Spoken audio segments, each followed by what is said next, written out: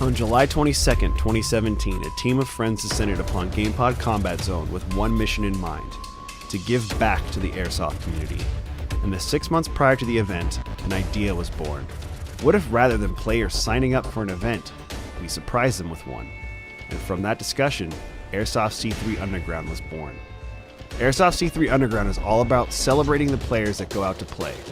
Those that spend their weekends playing at their local fields without expecting anything.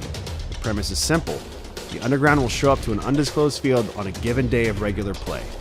All players that show up to that event will be treated to an entirely free day of play with game scenarios that attempt to push the game in a direction that hasn't been done before.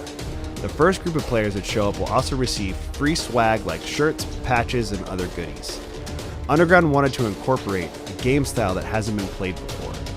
What if you could play your favorite video game in real life? The Underground game incorporated an impressive amount of props and lighting. 400 hours were spent building props specific to this game, including shield generators, batteries, and laser cannons. Yes, I said laser cannons.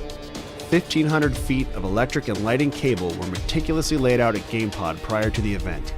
9 programmable spotlights and 11 fixed lights, as well as smoke machines, were incorporated to give the game the feeling like you were truly somewhere else. The lights were programmed in such a way that during key events in the game, they could flash or change colors to give players visual cues as to what was happening, as well as countless music clips played during key points in the game. 60 tracer units were donated for the event for players to use. The Underground team showed up to GamePod at 6 a.m. to set up all the lightings, effects, and props, and at 8 a.m. the doors opened and we laid out the surprise. You're all playing for free today. Each player involved in creating the event spent countless hours designing armor complete with lighting and futuristic panels to create a truly unique loadout. And with that, the story began to unfold. A kingdom divided. The Evergreen Highlanders versus the Dead Reds. Brothers with a score to settle. This day and these battles would decide the fate of an entire kingdom. Forever. To go over the 3 games and how they were played. In Game 1, each team had to look for a box with a key inside and a code written in blacklight ink. These codes and keys would be used to give access to each team's Titan in Game 2.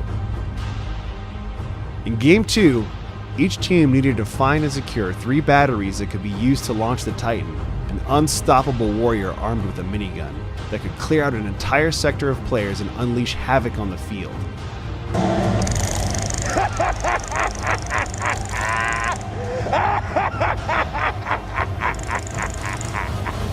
Run, rabbits! Run!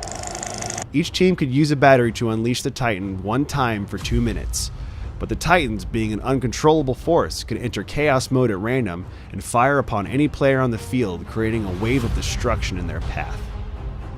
And you better believe, when the countdown began to launch a Titan, the players ran for their lives. You have successfully summoned the Green Titan. The Green Titan shall be unleashed in 3, 2, 1. You did not want to face the wrath of a Titan's minigun. Game 3 was to decide who would come out victorious. Each team needed to scour the field and find individual batteries to power a laser cannon carried by the Titans. Each team also had access to 3 shield generators that could be powered by the batteries found in Game 2. The goal of each Titan, once armed with a fully powered laser cannon, was to go to the opposing team's base and fire 3 shots to destroy the base. However, each team could set up the shield generators that would block a Titan from crossing over, as well as prevent them from firing at the base. Timing how to use what batteries to power which shield generators, as well as managing a Titan launch, could turn the tide of the battle at any moment. Overall, I had such a great time taking part in the event. To the players and sponsors who made the event possible, thank you. It's time for Airsoft to reward the players that love the game, and C3 Underground will continue to push the envelope of creativity with every game.